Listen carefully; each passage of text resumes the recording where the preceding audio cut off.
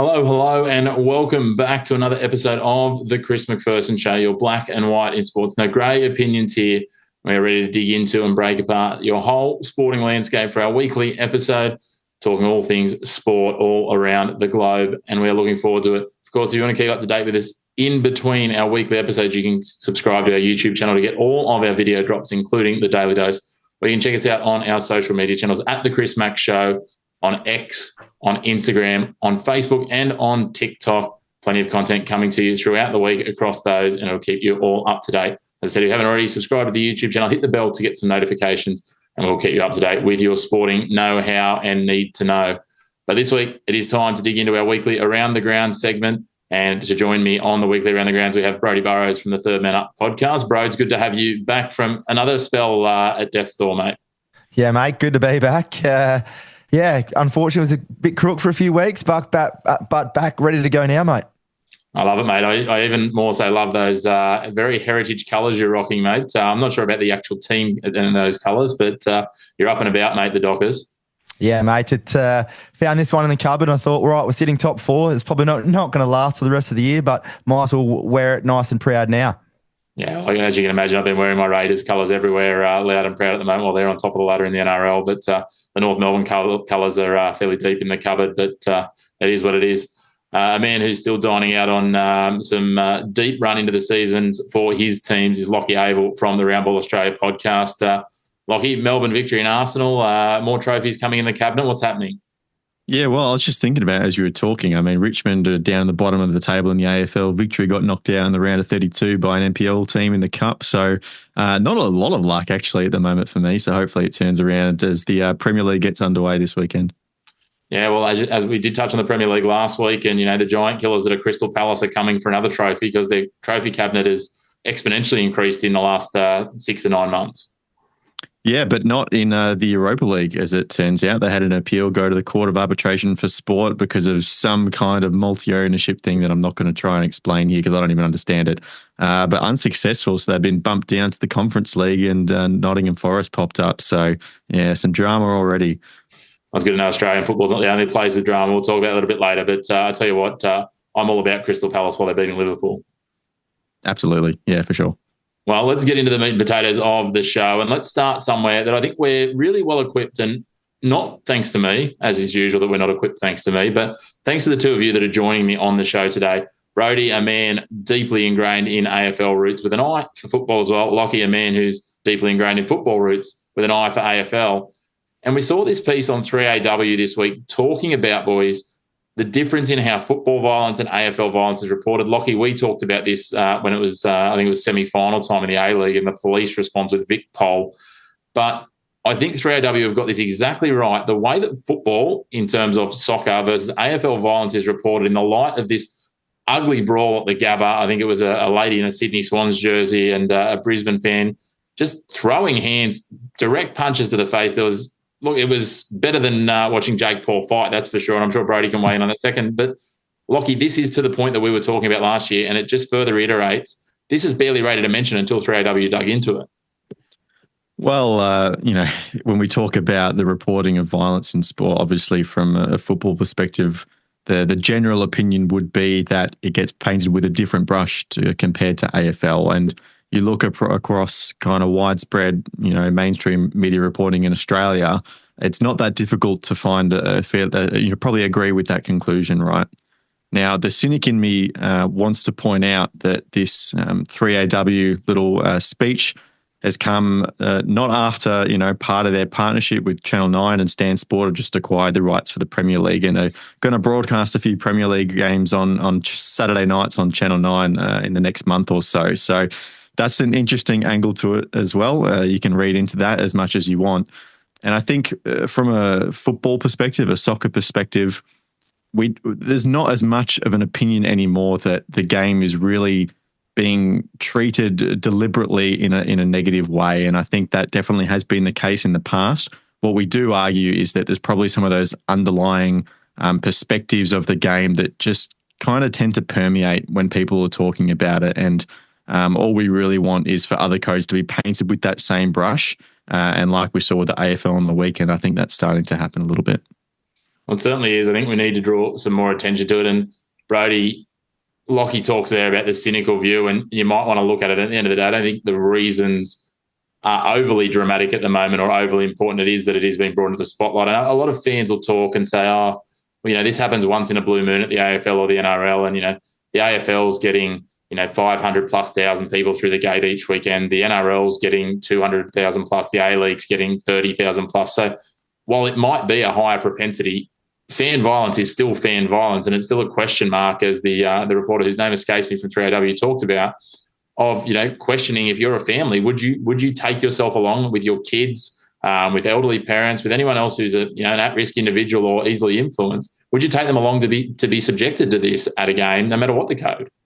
Yeah, and that's the thing. Does it matter whether there's so many people going through a gate or not? Violence is still violence, no matter how many people are going through the gate at the same time. And look, I'll be honest, I didn't see this until it came across my TikTok feed maybe 3 or 4 days later, and that's the issue. Why haven't we seen this? And this is coming from someone who has grown up with AFL and loved AFL, probably more so than football, really. And we do know the way that football, especially here in Australia, is painted with that brush. And, anything is to happen at a football game, that's immediately reported, and soccer hooligans is just labelled on every single thing. And it's something that we need to call out more, I think anywhere, is violence isn't acceptable. We saw Carlton obviously had the violence, Guernseys a few weeks ago, where they were orange and navy as well. And look, no matter what sporting code we play in, just don't be an idiot.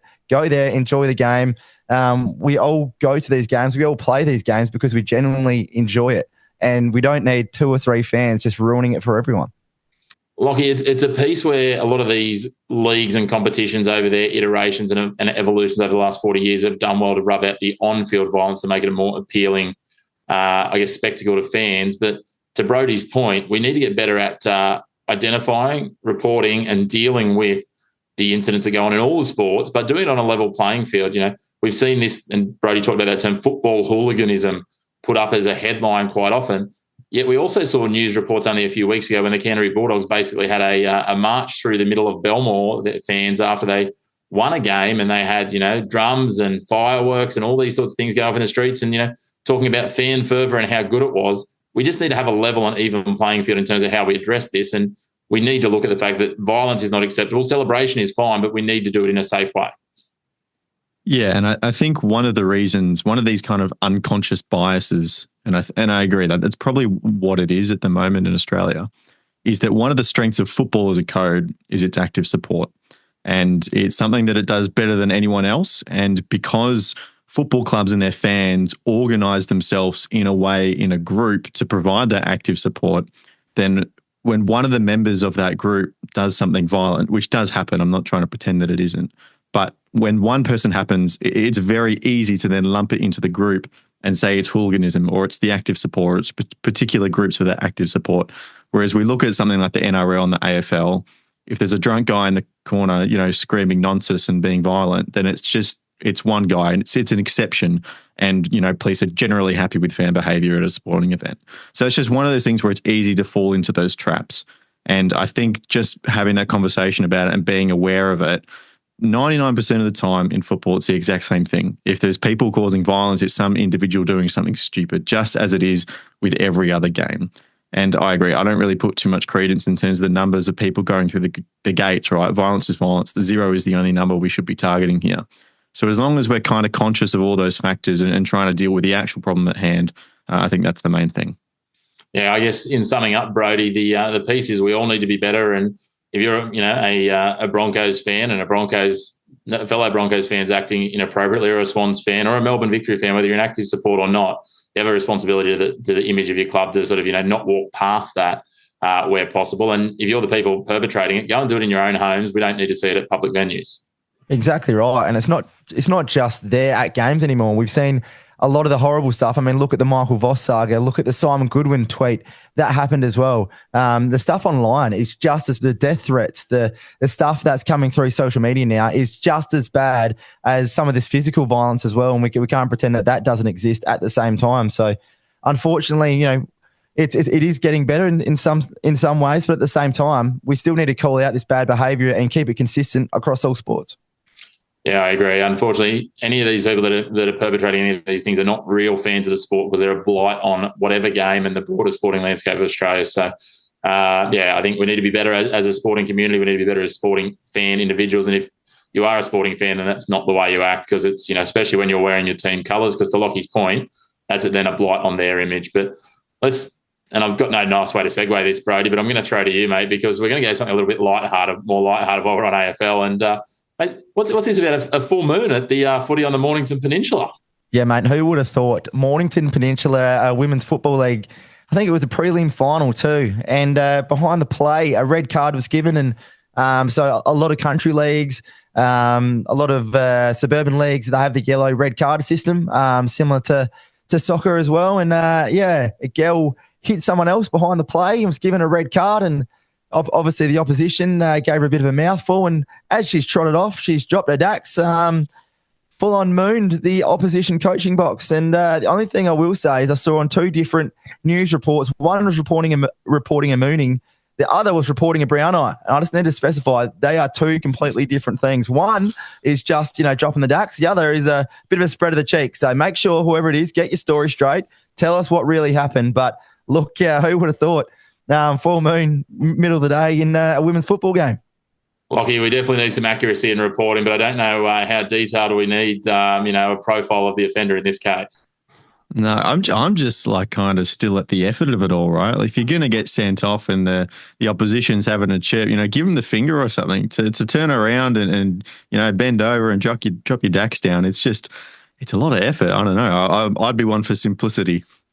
Yeah, well, it's commitment to the cause. Let's just go with that. It's certainly interesting. Maybe she'd, partaken in something she shouldn't have. And while we're talking about people that don't mind partaking in some things that maybe we shouldn't, the AFL have announced their grand final entertainment, Brady. I know you are absolutely pumped for this. Absolutely, mate. Always been one to drop it like it's hot. Snoop Dogg coming in, and I actually think this is a great choice. All the Karens are going mad, thinking we should have got Barnesy or Daryl Braithwaite, but I think Snoop Dogg is great, and it sounds like he's going to be bringing some Australian hip-hop artists with him. Maybe Baker Boy, Hilltop Hoods, whoever it is. We've got a lot of great Australian hip-hop artists at the moment, and I think that'll be great. At the same time, the eyes on the AFL Grand Final, that Snoop Dogg will bring, that Robbie Williams brought, same as Katy Perry and Kiss as well. I think it's great, and for me, I think the AFL nailed it in this one.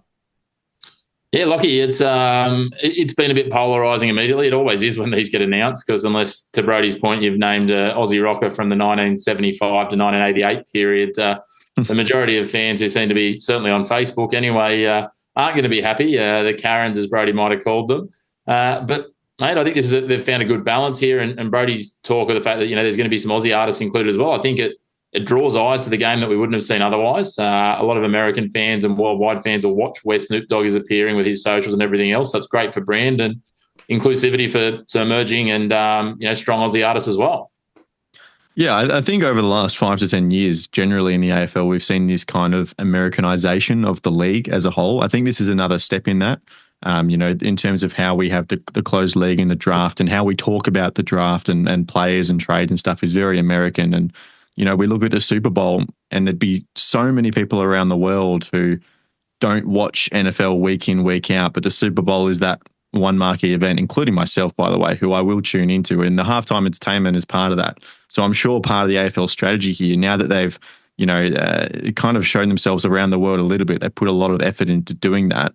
Part of getting Snoop Dogg in is just kind of getting people in the door. So the kind of cultural injection around the world, just get people a little bit interested, and maybe they'll tune into an AFL game once a year. And I think a pretty good pick. You got some Aussie artists as well, which hopefully will keep the people at home happy. But yeah, I think a pretty good pick. Yeah, it's certainly putting it on that scale of a global event, a bit like the Super Bowl. And Broads, look, I haven't missed a Super Bowl halftime show since I think when Justin Timberlake did his show, and I can't figure out why, but it's just something I can't miss. No, it's definitely right. And I love a lot of people coming out saying, they don't like what Snoop Dogg stands for, and obviously his lyrics say this, or he's done this in his past. But let's not forget some of the past entertainers we've had. Everyone, if you go back and actually dig into their history, I mean, the DMAs have played there before. Everyone knows what the DMAs is. Robbie Williams, you all know his struggles before. You could go through nearly every single artist has had at least at some point been open to either drugs or very interesting lyrics. So I love what Snoop Dogg has brought. And the only funny thing was hearing Andrew Dillon try and use Snoop Dogg's language. And I think at no stage he said for shizzle, and it was the whitest for shizzle I think I've ever heard in my life from a proud bogan, I think, as well. So to hear someone else absolutely butcher it, it was fantastic. So if you haven't watched Andrew Dillon say for shizzle, please look it up. There's nothing better than middle-aged white men trying to appropriate some rap references. So yeah, it's always pretty handy and entertaining. But speaking of middle-aged white men, let's talk about Jeremy Rockcliffe. We talked about him a few weeks ago on the show when he doubled down on his stadium bid and everything else with the Tasmanian AFL team. Somehow managed to get past his vote of no confidence and everything else. And now he's decided that I want a stadium, but I don't want greyhound racing in Tasmania. I cannot figure where this guy's going. Look, I don't necessarily have a view on the right or wrong, and I'm not asking for the moralities of it, Lockie, but he just seems to be able to find headlines that are loosely attached to sport like no one else. Is it just that he's trying to follow the public opinion, do you think? Oh, God, I wouldn't have the first clue as to what's going on in a politician's mind, to be honest, Chris. I think, you just kind of have to look at every issue individually, right? The fact is they're not getting an AFL license without a stadium. So hopefully that gets up from the footy perspective. On the Greyhounds one, Look, I've never been personally a big fan of the Greyhounds. And like when I say that, I've never been particularly against it. It's just not something I've been into. But from my understanding, correct me if I'm wrong, this has all been prompted by the euthanization of a really popular grey horse down in Tasmania, a very successful one that died in the last couple of weeks. And that's kind of prompted all these changes. And I know it's not been a very popular sport for a lot of people. And it kind of felt like the writing was on the wall. So maybe he's just kind of jumping on a bit of a populist trend. I don't know. Yeah, he really seems to have that vibe, Brody, of jumping onto some of these populist bandwagons. It's interesting, as I said, I don't want to get into the morality, the right or the wrong, and Lockie's right there in terms of what's been the trigger. But it's interesting because it's really activated a very vocal section of the community that do rely, like a lot of different, smaller sporting leagues and events. There are a portion of the community that derive their income and livelihood and way of life from these, sports like greyhounds. Yeah, it's interesting. And there's nothing worse for me than a reactive politician and a politician who does jump at, like you said, these trends and that, obviously quick votes and quick interest. But at the same time, you've got to think long-term for a lot of this stuff. And like we said, we won't get into the morality or anything like that of it. But if you are going to do this, you've got to be careful of what you do allow and disallow in the future as well. If you're going to ban this, then it can be a slippery slope when obviously there's horse racing, there's trots as well. So if you're going to ban this, why are you not banning this? So it will be interesting to watch in the future down there. Yeah, it certainly will. It's I'm sure it'll be leveraged either way it goes by the certain groups that are either in favour or against it. No, realistically, they probably do represent small minorities, and the rest of the public and the populace just get to ride along for it. But I'll tell you what, something that was well worth the ride along, but it hurt as an Aussie last night, Broads. I might go to you first. This absolutely blazing, and I use the word blazing because it's bloody warm in Darwin at this time of the year, and he turned up the heat. The baby AV, DeWalt Brevis, this young gun for South Africa, showed absolutely every bit of his potential. He racked up the highest score in an international T20 match on Australian soil in history. Yeah, it was great to watch, wasn't it? And played a lot of his shots straight, which I loved as a bit of a cricket traditionalist as well. Is so often we see here, especially in the 2020 realm, you see the short square boundaries, and then players just make use of that. But last night, I think he scored something like 60 of his runs straight down the ground, which you rarely see, especially in the 2020 game. So loved his performance. Tim David, as soon as he got out for Australia, that was pretty well curtains, and it was exciting while it lasted. But yeah, look, it's unfortunately for Australia, they've got to go to a third one, but I think it's going to be a great series and great to see a couple of games, even though it was pretty wet there last night and it was like bowling with a bar of soap, and especially for South Africa in that second innings. But look, it's going to make for a very interesting last game. It certainly is. And Lockie, we saw in the first game that the best of the batting was batting first, even though South Africa sent Australia in. We got off to a lightning start in that first game. They made the best of the conditions. It did break Australia's 9-game winning streak.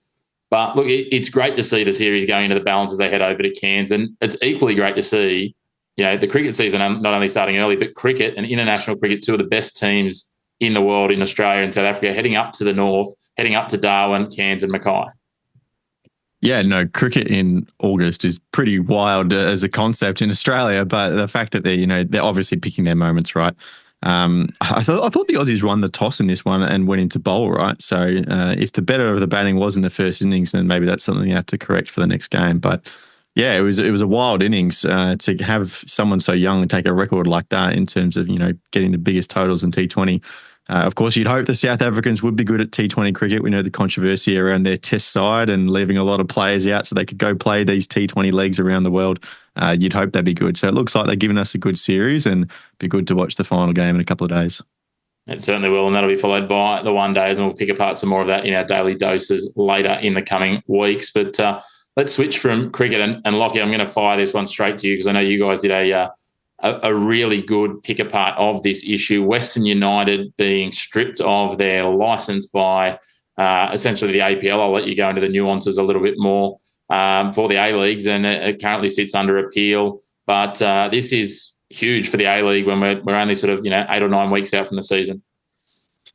Yeah, how much time do we have, Chris? There's so many layers to this. In terms of how the decision came about, there's a thing called the First Instance Board, which is a panel that is independent of Football Australia, who still remain as the kind of guardians of a lot of these rules and regulations of the A-League. And they essentially decided that Western United, the reports did not meet certain financial requirements to continue with their license. This is something that is reviewed every season in the A-Leagues. This is the men's and women's A-Leagues. There's a little bit of confusion as to why this decision was made now. Usually these processes kind of happen in May. But the backstory for Western United is that these kind of financial issues have been dragging on for months. We know that the owners and the people in charge of the club personally have been called out by the ATO for really large tax bills. The club has been given wind-up orders. They were 3 months in a row. They were late on player payments. They have a FIFA registration ban on the club. So 2 new players that they've signed, they couldn't actually play in the cup because they hadn't paid a debt to Alexander Prijovic, one of their former players who won a court case for some money. Basically, there's been a really bad mismanagement of this football club. And reading between the lines, a few months ago, they reported that an organisation called CamSport were going to come in and purchase not just the club, but also the rights to develop all that land around the club, which is very central to their bid in the first place.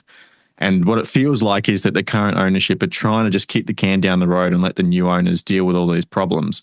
However, that deal has not yet come through. The APL have not even received official paperwork to go and complete that deal.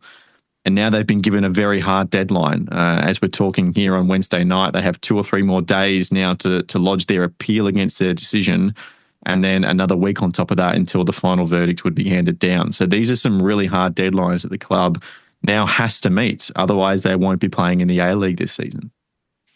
Yeah, Brody, this is huge. And some people are suggesting that this was, chickens coming home to roost for not going through expansion in what many football purists believe was the right way, bringing in a team that basically came in and said, yeah, we've got some money and we promise we'll build a stadium really soon and we're ready to go. And we've seen what's dragged on already. And yeah, as I said, many are suggesting this is almost a little bit of comeuppance coming back to those who approved Western United as an expansion team a number of years ago. Yeah, it's such an interesting topic, this one. And look, it's not what you want to see as a football fan here in Australia as well, because you don't want to be losing, one club, but at the same time, that's going to change if they aren't in the A-League this year. It's going to change the fixture every single week. Teams now, players now, obviously just unsure of where they are and what's going to happen moving forward. Like if you are an A-League club now, and other than probably 4 or 5 who are really, really strong financially, they're going to be looking over their shoulder. Every year from now, you don't do the right thing, and this is what can happen. It's just not good for football. And as someone who works in it every single week, and obviously with Paramount Plus, there's a lot of questions from, especially from broadcasters and everything moving forward about what is going to happen, and so many questions that move beyond just A-League now. So it leaves so many questions for everyone, and what happens from here, not just with West United, but for the A-League, for everyone else. It's definitely going to be an interesting watch.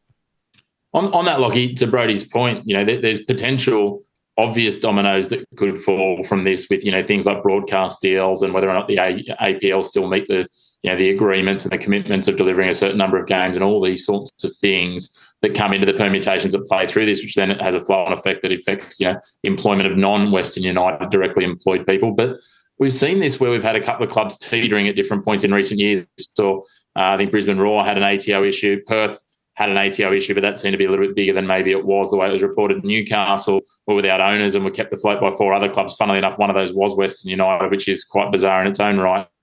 Is this more to the league and, a general lack of confidence and stability in some of those clubs? We know that the core clubs, the big clubs, the big city clubs, your Melbourne Cities, your Melbourne Victory, your Sydney, look pretty solid financially. But for some of these other clubs, is the writing potentially on the wall? If we start seeing one club go, we might see more. So I think there's 2 parts to that question. The first is that the previous probably 2 years and the next 3, definitely, this is just a period of survival. The clubs literally just need to get through the next few years. We've talked about the broadcast deal many times, the fact that it's not too favourable. Club distributions have gone down from a high of $3.8 million to $500,000. So just the money coming in is so much less than what it used to be. And going through COVID as well, a lot of the investment in the league was just swallowed up by keeping clubs like Wellington Phoenix and Perth Glory alive. And obviously you talked about other clubs holding up the Newcastle Jets. So part of this decision, my belief is that it's Football Australia and the APL to some extent saying we can't afford to keep going down this road of just helping everybody to stay alive. Long term, if we want a prosperous football ecosystem in Australia, you got to figure it out on your own. And if you fail, unfortunately, we got to draw the line in the sand, and Western United, you're too far gone. We're not going to prop you up because that's going to cost everybody else. And that's the reality of what happened for all these other clubs. And to continue down that path would just be suicide for the rest of the game as well. And then you're right, we have to also look at expansion and how these clubs get into these league and these positions in the first place.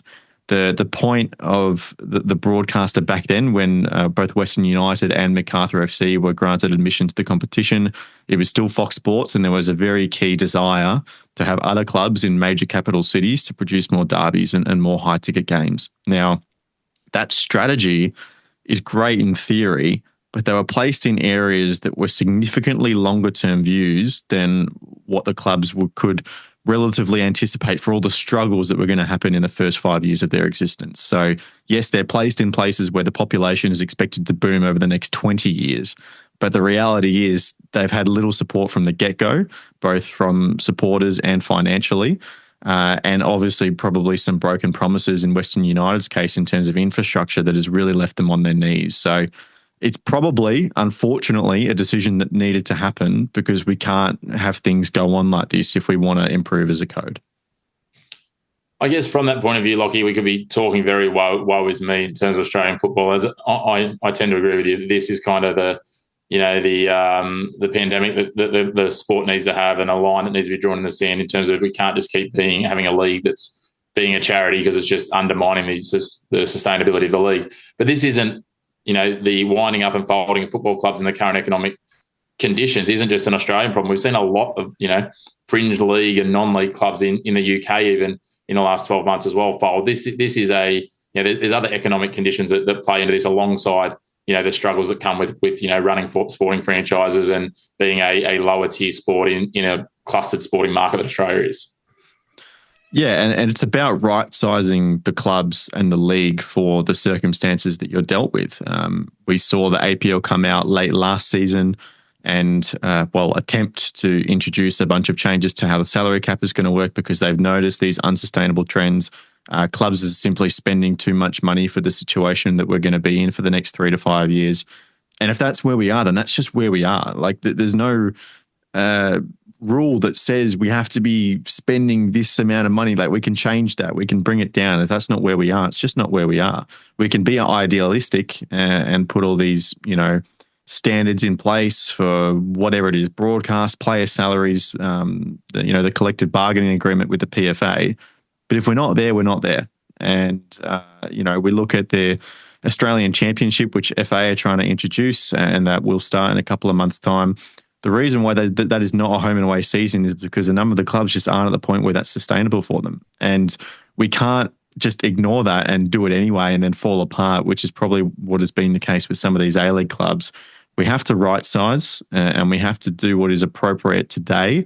And then hopefully if we get through this barren period, then we can continue to grow. But the other positives is, you look at the attendance, you look at the broadcast numbers for the A-League, and they are all positive since COVID, increasing year on year. I think maybe the biggest attendance since the 2018-19 season last time out. So things on that end are good. We just have to get our back of house in order so we can continue to steadily grow. Yeah, well, look, it's certainly not all bad news. You say there are some positive shoots in terms of attendance numbers and some other pieces there. So we'll keep our eyes peeled to see what comes, obviously, with everything that's happening with Western United. The A-League draw still on ice, but it's not all bad news for football. There's plenty of good headlines, and in Victorian football in particular at the moment, Lockie, we are getting to the end of the round of 16 of the Australia Cup, and one of the renowned CupSet Kings, Heidelberg United, probably the strongest or one of the strongest teams in the NPL leagues around the country and the leaders in NPL Victoria, have absolutely smashed Western Sydney Wanderers 3-0 overnight. We'll have, as we're recording ahead of releasing, we'll see the last of those games. But Heidelberg they're starting to get a real name for themselves, a bit like RPL Leichhardt in New South Wales, for an ability to knock over A-League sides in the Cup. Yeah, absolutely. This is an incredible story for so many reasons. You're right. They draw level with RPL Leichhardt with 3 cup sets. The official definition of a cup set being an NPL member-fed team beating an A-League side. Some people will disagree with that description, but regardless, you're right. Heidelberg definitely at the moment in the country, when they're at full strength, are one of the best teams in the country. However, last night they weren't. They had a Doherty Cup final on Saturday night. They had an Australia Cup round of 16 game on Tuesday, and then they play again on Friday night. And this was something that was actually brought up by their coach, Johnny A, in the middle of a game when Michael Zapponi went to do a little live cross about 10 minutes into the match and just had a few shots about the fixture congestion that they were faced with. So they had 4 or 5 first teamers out of the squad, and yet they went and beat Western Sydney Wanderers 3-0. So a very, very famous night for that football club, and one that should send shockwaves around the country, if I'm honest, in terms of the rest of the competition and for the Australian Championship later this year as well. Yeah, well, it's certainly got some interesting permutations, as you say, as we head to the quarterfinals, and then also the Australian Championship, which will get underway in October, which Heidelberg will be a participant in. But Brodie, you alluded to it before, you do some work for Paramount. There certainly were a lot of Western Sydney Wanderers fans about on social media last night that looked like they didn't see this coming. And I think, maybe Heidelberg had a different script to what Western Sydney did, because they just looked shell-shocked in this one.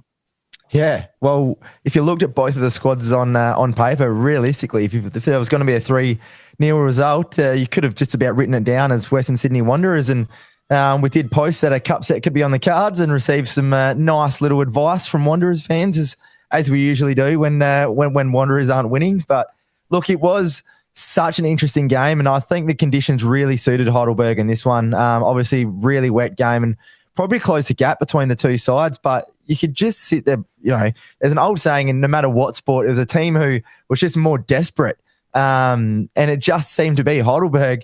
And this second string, you nearly call it, Heidelberg side, just come out there and they played the conditions perfectly. They defended really well when they needed to. But then every time they went forward, they just looked like scoring. Yeah, it certainly looked positive for Heidelberg. What does this mean for them as they go forward, Lockie? I guess it's going to mean still plenty of football action as they get towards the end of their NPL season. And a lot of these NPL competitions getting towards finals, which Heidelberg will clearly be involved in NPL Victoria. It's going to be a fairly busy slate for themselves and any other NPL sides that are pushing into both finals and their own comps, but the quarterfinals and further of the Australia Cup. Yeah, absolutely. They've still got a lot of games still to be played, and another reason why Friday night is so important is that they are deadlocked with Avondale at the moment on equal points at the top of the NPL Victoria. So They're coming off a loss against South Melbourne in that cup final. They would have been looking at many pieces of silverware this season, Heidelberg, and unfortunately one has already passed them by. So this is really a special time. The next few months are going to be massive for this football club. They want to make an impression. And it's no surprise as well that the players that did make an impact in this game were part of those key pieces that did stick around as well. Buljawach scored 2. He's I believe, still leading goal scorer in the EPL at the moment. And Anthony Lesiotis as well, who's consistently been one of their most important players in the heart of midfield. He scored the sealer, the 3-0 goal as well. So they're a very exciting club. Johnny A, his name has been thrown around as probably one of the best coaches outside of the A-League. And the next few months will go a long way to improving upon that legacy. Well, I guess that's a really good point when you look at someone like a Johnny A. Broads is, not only we talk about the Australian Championship and the Australia Cup being opportunities for players to put their name forward for A-League consideration, a deep cup run and a really strong Australian Championship performance, as well as depth in the NPL finals, which we expect Heidelberg will probably get right to the pointy end. Certainly will all look nice on a coaching resume when undoubtedly the knives start hovering at the back end of another A-League season in 6 to 8 months' time. This is what we love about the Cup, and this is what we love about FA Cup. All these leagues where you see lower levels play against obviously A-Leagues or obviously Premier Leagues over in England, and this is what we love. This is what we love, was either a player popping up from nowhere and you really get to learn about a player and their backstory, or coaches.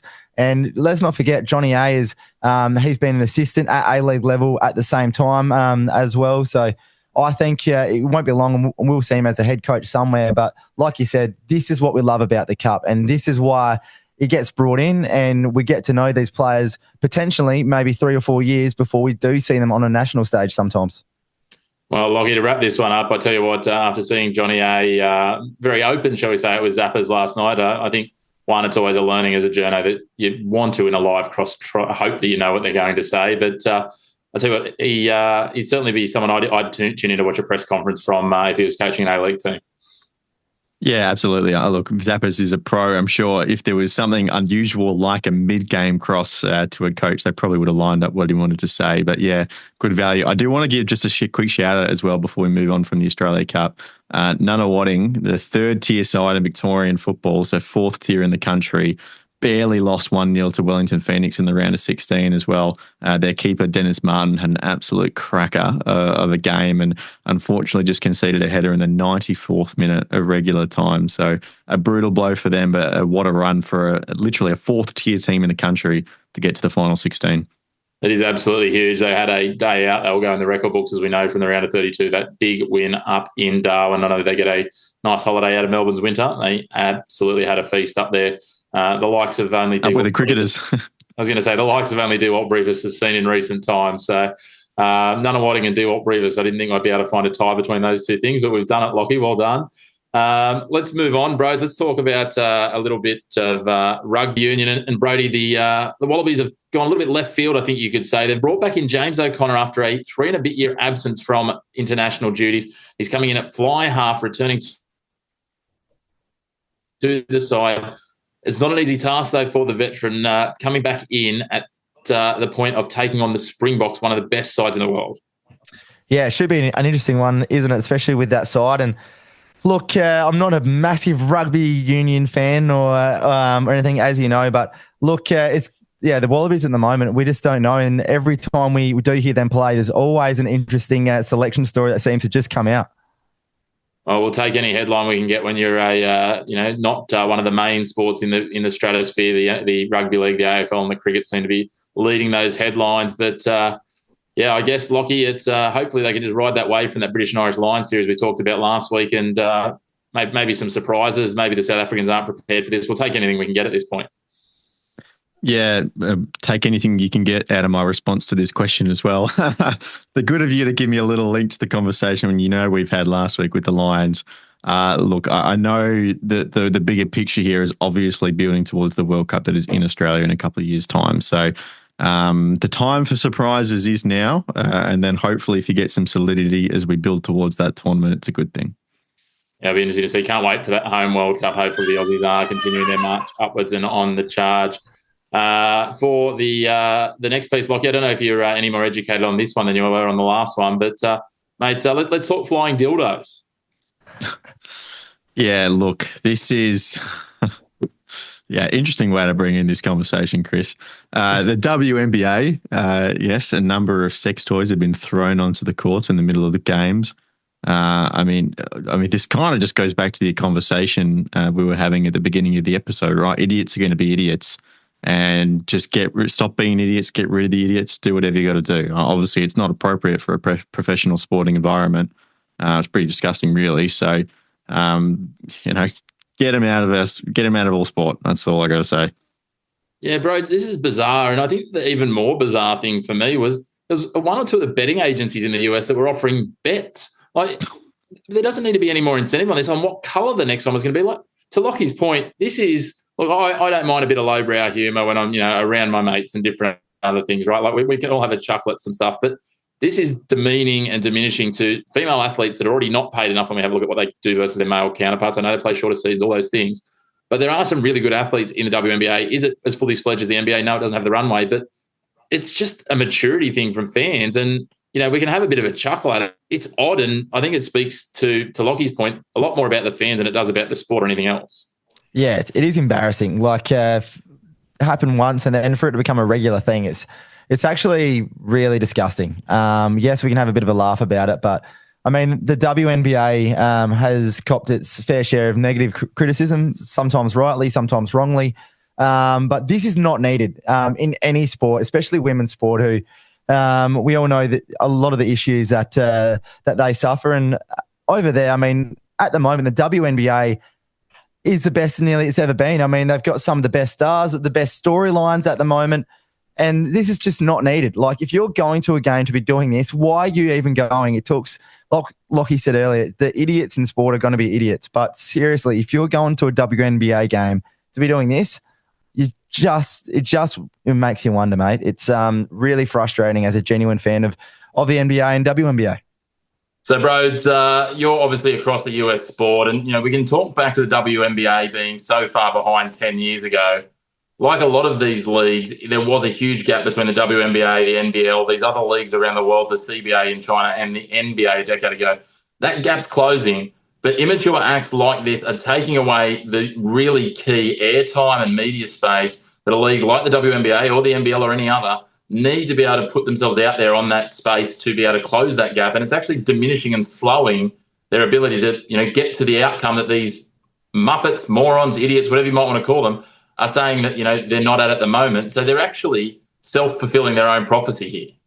Absolutely. And I mean, like I mentioned before, the WNBA right now is the best it's ever been. It's got the biggest stars it's ever had. It's got, and like, the quality has improved so much. Yes, but I think that it's not just that, but you log on to any social media and you type in WNBA highlights. Unfortunately, it's parody videos of it. And that's another thing which is just so frustrating. I mean, you got Caitlin Clark, the biggest name that's probably that there's ever going to be. But you type in WNBA highlights on any social media and it's parody videos, similar to this sort of stuff. And from the ground up, from whether it's fan accounts, whether it's professional media accounts, we need to do it a lot better. Lockie, I think it ties back to your point at the start of the show. Like, these fans aren't fans. They need to, if you are a fan of a sport, be a fan of a sport and support it. If you're not, move on, go and find something you are passionate about and uplift things. We need to be working on that. And don't go to the lowest common denominator just to get a few clicks and a few likes on TikTok. Yeah, look, as you say, idiots are going to be idiots. And these people that are doing this stuff, they're not fans of the game. They're not trying to help it grow. But, the encouraging thing is, you look over a kind of a macro level picture of women's sport in the last 10 years, that these things do continue to happen despite the fact that women's sport is growing at such a rate. And, I can look at it from probably an AFLW and a football perspective as well. Watching like the Women's World Cup, FIFA Women's World Cup back here a couple of years ago, talking to, people who weren't even football fans, but like, watching the games, and even football fans that were, the biggest compliment you can give is it's not women's football. It's just football. It's just good football. And that the more these different leagues around the world develop and the more people just, eventually every day, another person is clicking onto a piece of women's sport and realizing that they can enjoy it for all the same reasons they enjoy men's sport. And that's going to continue to happen despite all of these things. And I think that's the point of optimism to look towards. Yeah, I think certainly that positivity, I think we saw that with the release of Asian Cup tickets and the interest that drove recently with the Asian Cup to come to Australia in 2026. The positive voices will hopefully continue to outweigh the negative voices. But again, I just love to, implore those people with the negative voices, find something that's going to make you happier. Be involved in something positive. But anyway, speaking of positive, someone who's taken a big swing, Brody, is the team at Paramount. They've taken a big bite into the UFC in the US market. Yeah, 7.7 billion with a B, Chris, deal with the UFC. Obviously, no more pay-per-views over in America, so it'll be all on Paramount Plus there, which I think it's going to make an interesting thing for UFC with UFC fighter contracts. So we all know the big stars would have pay-per-view bonuses, but now we know a lot of the UFC fighters have probably been underpaid for what they've been doing. And it's going to make an interesting next 6 to 12 months as to whether the pay is going to significantly increase or whether it's going to stay the same, and whether bonuses are going to increase, because obviously that pay-per-view bonus that a lot of the big fighters have in their contract to actually sell the fights are going to be removed now. Yeah, it's certainly going to be interesting, as you say. It's going to change some of the remuneration structures. Hopefully, again, it does see the athletes benefit for this, because they are as much, if not more so, than any sport putting their body and their lives on the line in the UFC. And Lockie, it's always an interesting one with sport, because people talk about how being behind a paywall impacts the sport. Do we think, while it'll still be behind a paywall with Paramount Plus being a subscription service, do you think that this might lead to a scaling of UFC more generally? And, for the average punter who's got their Paramount subscription, there'll be more tuning in to see the fights on a regular basis? Yeah, I mean, that would be the natural inclination. I've always been fascinated about the business of those kind of fighting sports and the pay-per-view kind of method. I'm assuming, Brody, you'd get obviously a lot of people that are fans of specific fighters. They're the ones you're cashing in on, and you want to, follow along and watch those particular people. But if you're on a more broad subscription service, then maybe you get a sport that tends towards, more fans of the actual, entire league or sport in general, rather than just specific fighters.